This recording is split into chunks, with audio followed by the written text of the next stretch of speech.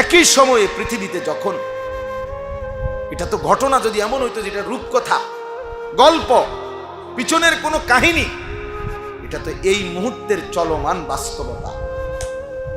পৃথিবীর এই ছোট্ট পৃথিবীর এক পাশে যখন মুসলমানের রক্তে লাশে জমিন গড়াগড়ি খাচ্ছে, আর আমাদের ছেলেরা এক ওয়াক্ত নামাজও পড়ে না, সারা দিন মোবাইল থেকে চোখটাও ফিরায় না।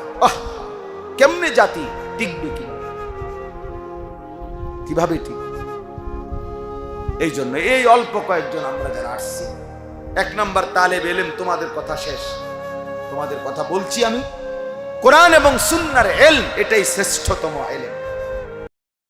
অতএব গোটা পৃথিবীর নাসক লাফাক, গোটা পৃথিবী বেহায়া উলঙ্গপনা হয়ে যাক, তুমি ওইখানে দাঁড়াইয়াও বলবা লা ইলাহা ইল্লাল্লাহ।